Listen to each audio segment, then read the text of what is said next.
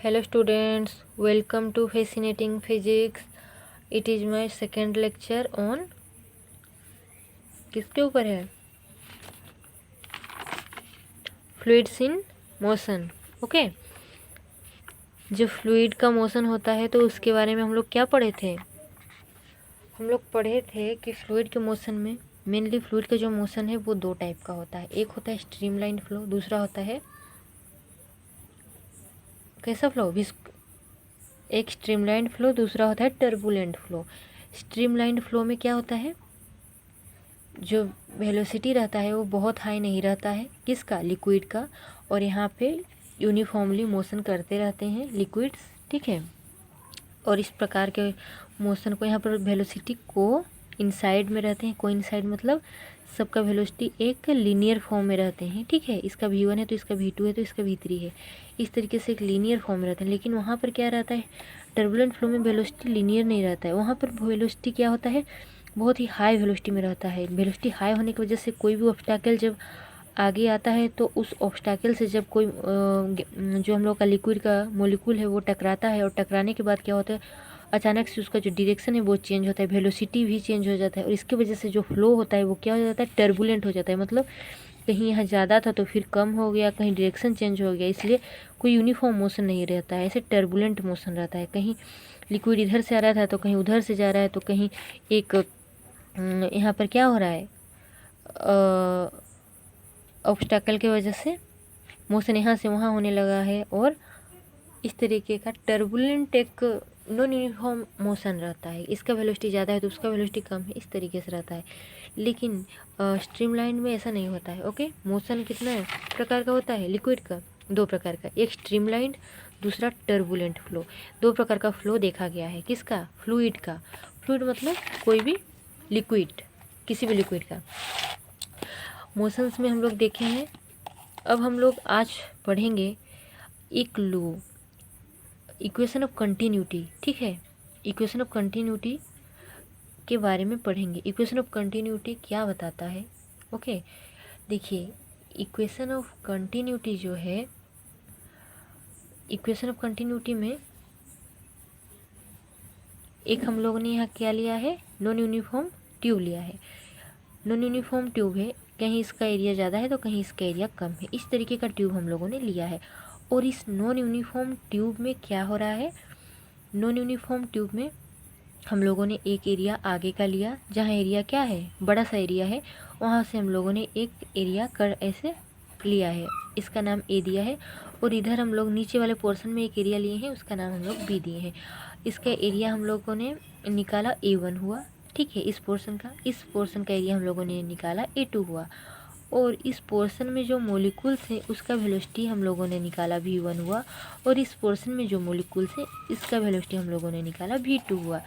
तो इस तरीके से हम लोग क्या लिए हैं? एक ट्यूब लिए हैं. और इस ट्यूब में हम लोग लिक्विड को पास करवा रहे हैं. देखिए इधर से भी खुला है और इधर से भी खुला है. दिख नहीं रहा है लेकिन ये भी इधर से भी खुला ही है. यहाँ से लिक्विड आ रहा है और सीधे यहाँ से निकल के चला जा रहा है. तो इस तरीके से लिक्विड का जो है फ्लूइड का मोशन हो रहा है. यहाँ पर क्या हो रहा है? वही चीज़ हम थ्योरी में लिखे हैं. A1 A2 with the area of cross section A का, यहाँ पर बी का. V1 V2 वेलोसिटी किसका? V1 वेलोसिटी यहाँ पर इस मॉलिक्यूल्स का, यहाँ पर V2 वेलोसिटी यहाँ पे जो मॉलिक्यूल है उसका. तो अब हम लोग निकालेंगे वॉल्यूम ऑफ लिक्विड. लिक्विड का हम लोग वॉल्यूम निकालेंगे. फ्लोइंग पर सेकेंड एक्रोस ए. इस ए के एक्रोस में पर सेकेंड में कितना लिक्विड क्या हो रहा है? फ्लो हो रहा है. उस लिक्विड का वॉल्यूम निकालेंगे पर सेकेंड में. ए जो यहाँ पर एरिया ऑफ क्रॉस सेक्शन है ए, इस एरिया में पर सेकेंड में कितना मॉलिक्यूल पास कर रहा है, हम लोग उसका वॉल्यूम निकालेंगे. उस मॉलिक्यूल का वॉल्यूम पर सेकेंड में कितने मॉलिक्यूल पास कर रहे हैं उसका हम लोग वॉल्यूम निकालेंगे. तो वो वॉल्यूम कैसे निकलेगा ये बहुत इंपॉर्टेंट है. देखिए वॉल्यूम का फॉर्मूला हम लोग जानते हैं. क्या होता है वॉल्यूम का फॉर्मूला? कोई भी अगर हम लोगों के पास क्यूब है तो उसका वॉल्यूम कैसे निकालते हैं? L into L into L, length into length into length. अगर हम तीनों को मल्टीप्लाई कर देते हैं तो उसका वॉल्यूम निकल जाता है। लेकिन यहाँ पर हम लोगों को वॉल्यूम किसका निकालना है, वॉल्यूम हम लोगों को लिक्विड का निकालना है, इसलिए यहाँ पर थोड़ा सा फॉर्मूला अलग होगा। यहाँ पर देखिए डायमेंशन से आप लोग निकाल सकते हैं। देखिए यहाँ पर वॉल्यूम निकलेगा आपका, एरिया से वेलोसिटी मल्टीप्लाई करेंगे तो वॉल्यूम निकल जाएगा। लेकिन हम लोग डायमेंशन देखेंगे तो ये जो इसका जो डायमेंशन होगा वो वॉल्यूम के डायमेंशन के बराबर होगा। ठीक है, देखिए हम बताते हैं। यहाँ पर एरिया कैसे निकलता है, एरिया का डायमेंशन क्या होता है, लेंथ इंटू लेंथ, एरिया लिख दिए। उसके बाद हम लोग जानते हैं वेलोसिटी का डायमेंशन क्या होता है, लेंथ बाय टाइम, वो भी हम लोगों ने यहाँ पर हम लोग ये दोनों को एक क्वांटिटी है, एरिया भी क्वांटिटी है, वेलोसिटी भी क्वांटिटी है, और इन दोनों का डायमेंशन हम लोग यहाँ लिख दिए। तो अगर हम लोग इन डायमेंशन को मल्टीप्लाई कर देंगे तो क्या होगा, L into L by T. अब एल इंटू एल क्या है, वॉल्यूम है, ऊपर आ गया वॉल्यूम, बाय नीचे हो गया टी, टी क्या है, टाइम है। वॉल्यूम हम यही तो निकाल रहे हैं, volume per unit second, T मतलब पर सेकेंड। अगर हम लोग लिए तो पर सेकेंड में जितना वॉल्यूम है, किसका वॉल्यूम, मोलिक्यूल का वॉल्यूम, वो निकल आया। एरिया इंटू वेलोसिटी अगर हम लोग मल्टीप्लाई कर दिए, ओके, किसका एरिया है, एरिया किसका है, इस एरिया ऑफ क्रॉस सेक्शन का एरिया है, ठीक है। और वेलोसिटी किसका है, मोलिक्यूल का वेलोसिटी है। जब दोनों को मल्टीप्लाई कर दिए तो हम लोग पर सेकेंड में निकालने के लिए यहाँ पर टाइम को पर सेकेंड, 1 सेकेंड, टी के बदले हम लोग 1 पुट करेंगे, और इसके वजह से हम लोग 1 सेकेंड में जितना भी मोलिक्यूल पास हो रहे हैं उसका वॉल्यूम हम लोग निकाल सकते हैं। निकाल लिए यहाँ पर। अब हम लोग को चाहिए mass of liquid flowing per second across से, इसी एरिया में, इसी क्रॉस सेक्शन में, क्रॉस सेक्शन मतलब एरिया, इसी क्रॉस सेक्शन में, इसी एरिया में कितना मास, लिक्विड का कितना मास फ्लो हो रहा है, वो हम लोग कैसे निकालेंगे। अब हम पहले निकाले कितना वॉल्यूम है मोलिक्यूल का, अब हम लोग निकालेंगे कितना मास है लिक्विड का। हम लोग जानते हैं, देखिए हम लोगों को पता है कि रो क्या होता है, डेंसिटी क्या होता है, मास बाय वॉल्यूम होता है आपका डेंसिटी, ठीक है। डेंसिटी होता है मास बाय वॉल्यूम। तो यहाँ पे हम लोग A1 इंटू V1 मास निकालने के लिए हम लोग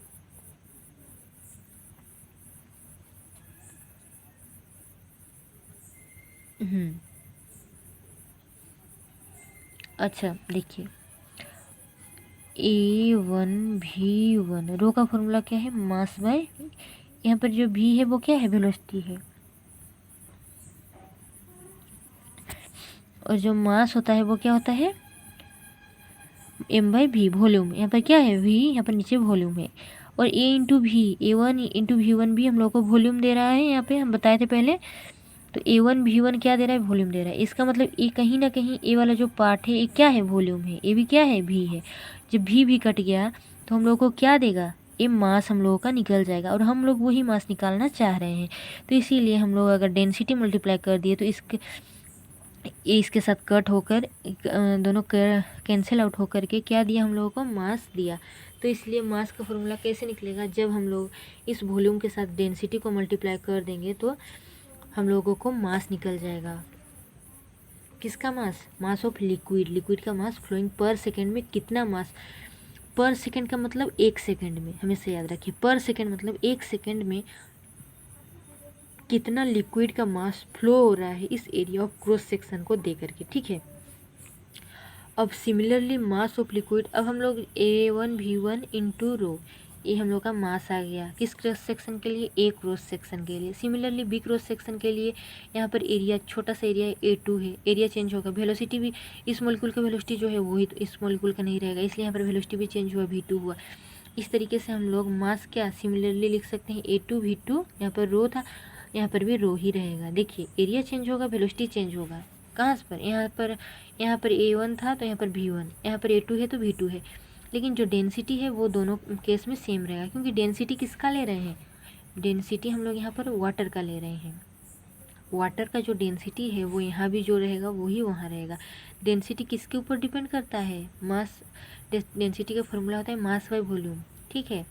और यहाँ पर हम लोग डेंसिटी मतलब मास पर यूनिट वॉल्यूम में हम लोग निकालें, मास पर यूनिट वॉल्यूम में लिक्विड क्या है, एक यूनिफॉर्म है, क्या होता है, इनकॉम्प्रेसिबल होता है, इसलिए वहाँ पर चारों तरफ लिक्विड सेम का डेंसिटी सेम ही रहेगा, वहाँ कॉम्प्रेसिबल नहीं है ना, इसलिए यहाँ पर लिक्विड का जो वॉल्यूम है वो सेम रहेगा। इसीलिए यहाँ पर क्या आ गया आपका A2V2 रो हो गया आपका मास बी क्रॉस सेक्शन में, ठीक है, बी क्रॉस सेक्शन में। हियर लिक्विड इज इनकॉम्प्रेसिबल, हम लोग को पता है कि लिक्विड क्या होता है, इनकॉम्प्रेसिबल होता है। इनकॉम्प्रेसिबल का मतलब क्या होता है, जो कॉम्प्रेस ना हो उसको कहते हैं इनकॉम्प्रेसिबल। मतलब देखिए यहाँ पर मान लीजिए लिक्विड, यहाँ पर लिक्विड मान लीजिए लिक्विड है, ठीक है, यहाँ पर क्या ले रहे हैं हम लोग, वाटर ले रहे हैं, तो वाटर में एक मोलिकुल है, एक मोलिकुल है, एक मोलिकुल है, यहाँ पर एक मोलिकुल, इस तरीके से इतने इतने डिस्टेंस में, कितने डिस्टेंस में, इतने डिस्टेंस में मोलिकुल्स एक दूसरे के पास प्लेस्ड हैं। अगर हम लोग इस मोलिकुल को और थोड़ा कॉम्प्रेस करेंगे, कॉम्प्रेस मतलब क्या, फोर्स अप्लाई करेंगे, तो ये दोनों मोलिकुल क्या होंगे, आप जब एक दूसरे के क्लोज आएंगे तभी तो कॉम्प्रेस होंगे, लेकिन इनके जो अंदर जो फोर्स है वो थोड़ा सा क्या होता है, लिक्विड के केस में स्ट्रॉन्ग होता है, वो एक दूसरे के पास नहीं आएंगे। जैसे सॉलिड के केस में क्या होता है, मोलिकुल्स और पास रहते हैं, ठीक है, इतने पास रहते हैं, और इस इतने पास रहते हैं कि इनमें कितने भी फोर्स अप्लाई कर दो एक दूसरे के क्लोज नहीं आएंगे। सिमिलरली लिक्विड के केस में भी ये एक दूसरे के क्लोज नहीं आएंगे, इसलिए इसको इनकॉम्प्रेसिबल कहा, जितना भी कॉम्प्रेस करो वो एक दूसरे के करीब नहीं आएंगे।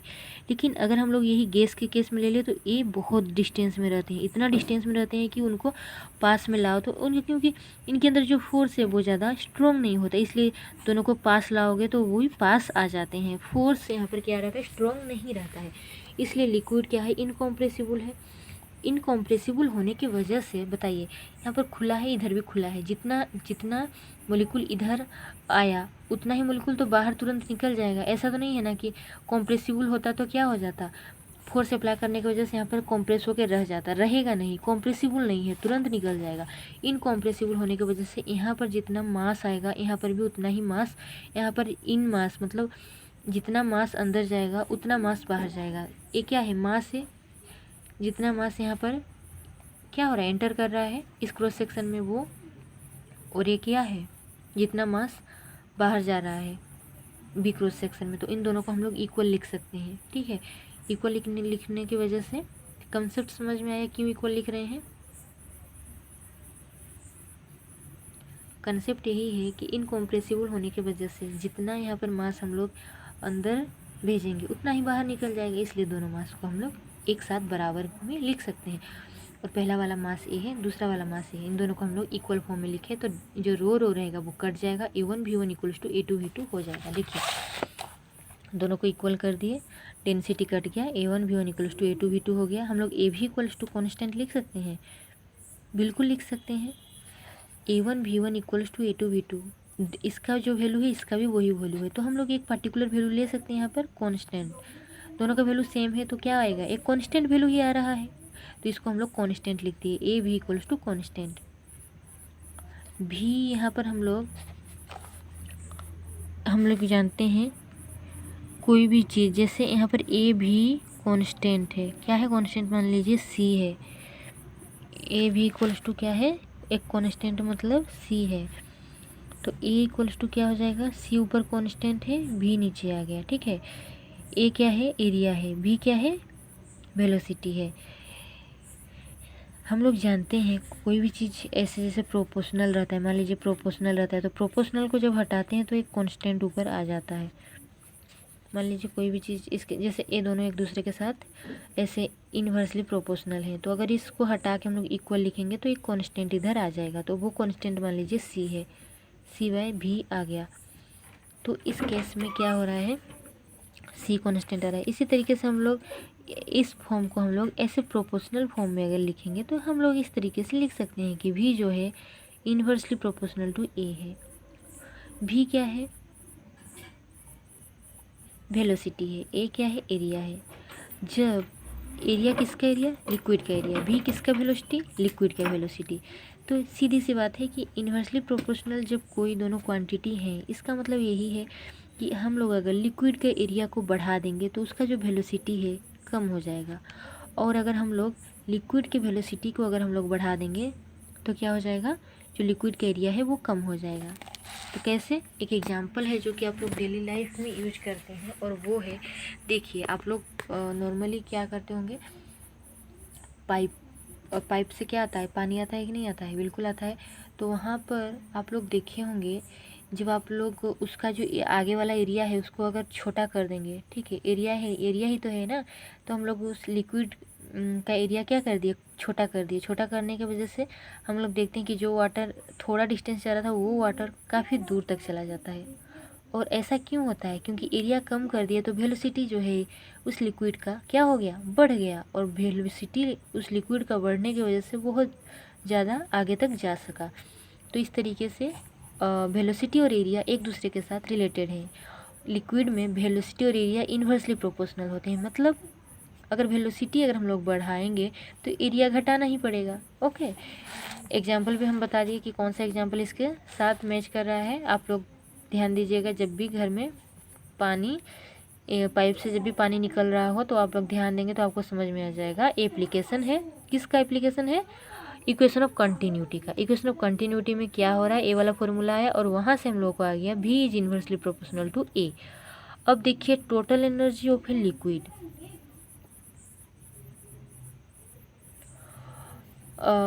देखिए एक लिक्विड का क्या होता है, टोटल एनर्जी। जो टोटल एनर्जी है, यहाँ पर हम लोग पर्टिकुलर लिक्विड का टोटल एनर्जी निकालेंगे।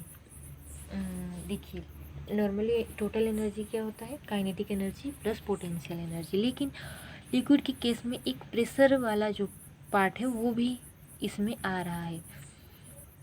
प्रेशर वाला पार्ट क्यों आ रहा है, क्योंकि लिक्विड में ही प्रेशर का पार्ट आता है। देखिए सॉलिड बॉडी में आप कितना भी प्रेशर अप्लाई करिए वहाँ पर कोई इफेक्ट नहीं पड़ेगा। इफेक्ट नहीं पड़ेगा मतलब कोई इफेक्ट नहीं पड़ने का मतलब क्या है,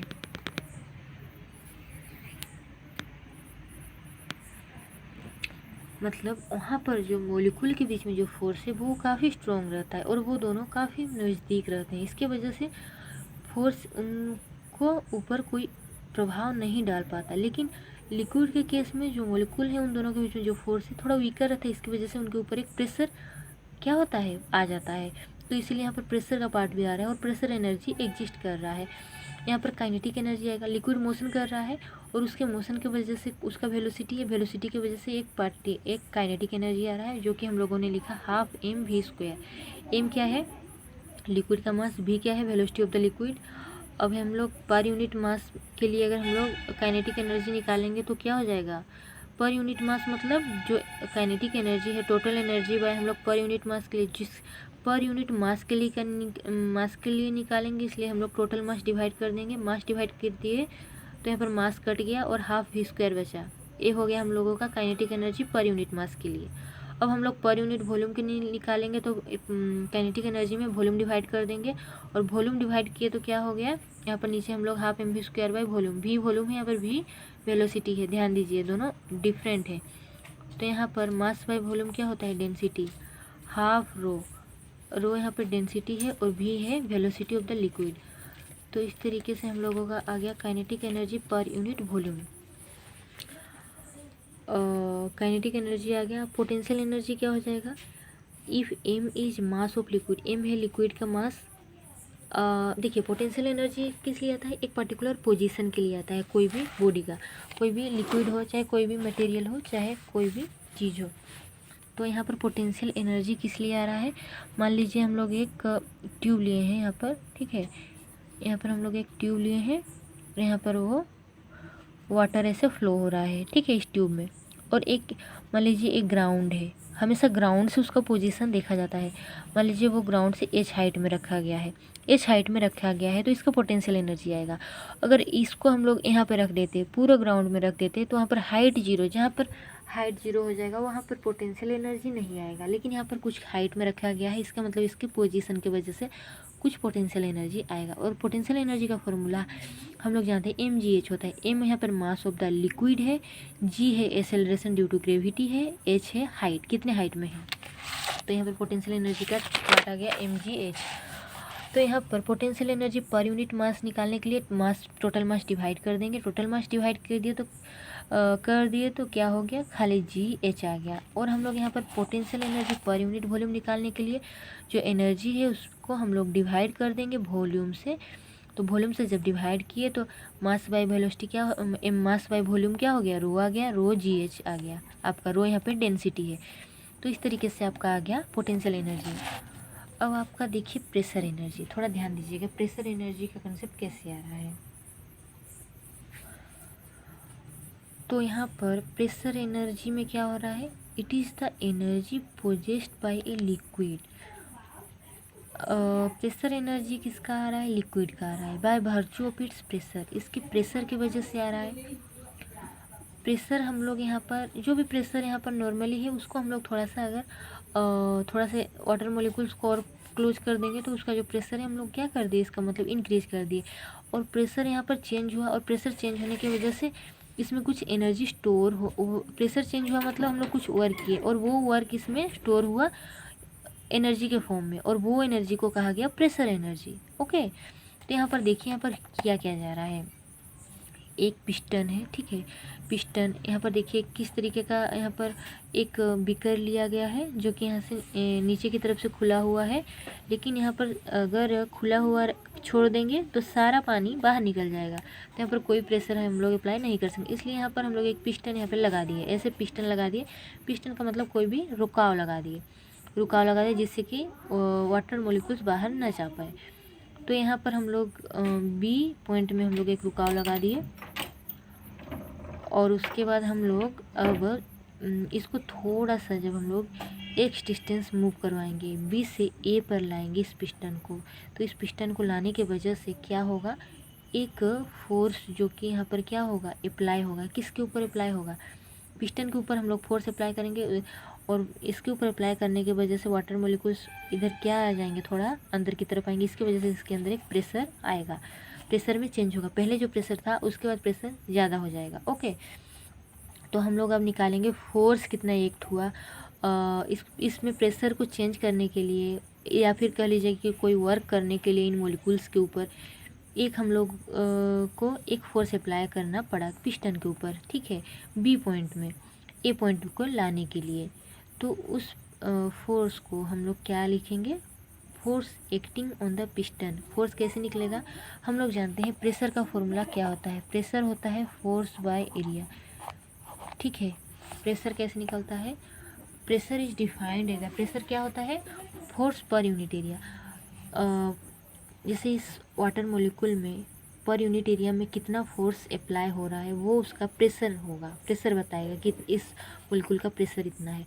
तो हम लोग को प्रेशर नहीं चाहिए, फोर्स चाहिए, तो फोर्स क्या हो जाएगा, प्रेशर इनटू एरिया। ओके, तो यहाँ पर जो फोर्स है पिस्टन के ऊपर वो फोर्स हो जाएगा प्रेशर इनटू एरिया। किसका एरिया, जिस पे फोर्स निकालना है उसका एरिया, पिस्टन पे फोर्स निकाला इसलिए पिस्टन का एरिया हो जाएगा। ओके, पिस्टन का एरिया इनटू प्रेशर। प्रेशर किसका होगा, प्रेशर यहाँ पे लिक्विड का ही होगा। ओके, तो लिक्विड का प्रेशर हम लोग किसी भी यहाँ पे मान लीजिए H पॉइंट लिए हैं, और H पॉइंट में P मान लीजिए pressure of the liquid at point H, इस H पॉइंट में मान लीजिए P क्या है, प्रेशर है। तो pressure P, A is the area of the piston, multiply कर दिए तो ये हम लोगों को दिया force on the piston, piston के ऊपर फोर्स हम लोग को मिल गया। अब हम लोग वर्क निकालेंगे। वर्क डन क्या होता है, force into displacement. Work done किसके द्वारा, इस पिस्टन के ही द्वारा वर्क डन हो रहा है ना, तो इस पिस्टन के द्वारा कितना वर्क डन हो रहा है, तो वो कितना फोर्स अप्लाई कर रहा है, फोर्स पिस्टन अप्लाई कर रहा है इतना, इंटू डिस्प्लेसमेंट, कितना डिस्प्लेसमेंट कर रहा है पिस्टन, x डिस्प्लेसमेंट। तो हम लोग फोर्स के साथ जब हम लोग डिस्प्लेसमेंट को मल्टीप्लाई कर दिए तो आ गया PAX।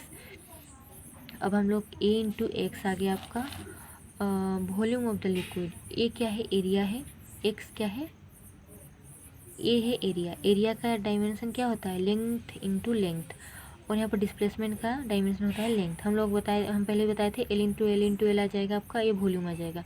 तो हम लोग इसको AX को भी लिख सकते हैं, P भी हो जाएगा, V यहाँ पे वॉल्यूम है, P है प्रेशर। वर्क डन कितना आ गया, P इंटू V। अगर हम लोग इसमें A ऐसे ही रहा, ये वाला पार्ट ऐसे ही रहा, हम लोग ऊपर एक M मल्टीप्लाई कर दिए, मास किसका, लिक्विड का मास मल्टीप्लाई कर दिए, नीचे लिक्विड का मास मल्टीप्लाई कर दिए। क्यों हम लोग ऊपर नीचे मल्टीप्लाई किए, अगर हम लोग ऊपर नीचे मास को मल्टीप्लाई किए तो कोई फ़र्क नहीं पड़ा। इसके द्वारा हम लोग डेंसिटी के टर्म में निकालना चाहते हैं। ये जो वर्क डन है हम लोग को डेंसिटी के टर्म में निकालना है, इसलिए हम लोग ऐसे किए। तो अब देखिए P इंटू एम रहा, m बाई वी कर सकते हैं। इस v को अगर हम लोग नीचे लिखे तो वो v ऊपर चला जाएगा और ये फॉर्म एक ही रहेगा। दोनों में कोई अंतर नहीं है, थोड़ा ध्यान देके देखिए। दोनों इक्वेशन में कोई अंतर नहीं है। m बाई वी के बदले हम लोग रो लिख सकते हैं डेंसिटी। तो यहाँ पर आ गया P into M by rho, density आ गया। Pressure energy per unit volume, pressure energy per unit volume निकालने के लिए टोटल में v डिवाइड कीजिए। पर यूनिट वॉल्यूम निकालने के लिए टोटल में v डिवाइड कर दिए और v डिवाइड किए तो क्या आ गया, पी एम बाय रो भी आ गया। अब देखिए रो क्या होता है, मास बाय वॉल्यूम।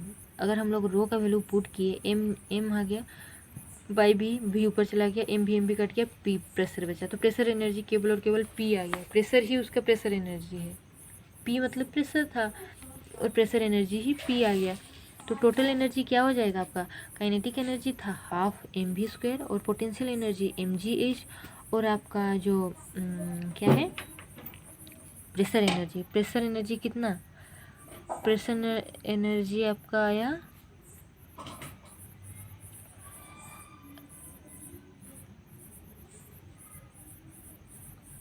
यहाँ पे देखिए पी एम बाई रो। ये देखिए पी एम बाई रो पहले आया था कि नहीं, प्रेशर एनर्जी, यही तो प्रेशर एनर्जी था। पी एम बाई रो जो है वो, ये तो पर यूनिट वॉल्यूम के लिए है। पर यूनिट वॉल्यूम के लिए हम लोग कोई भी पुट नहीं कर रहे हैं, हम लोग डायरेक्ट जो निकला है उसी को पुट कर रहे हैं पहले।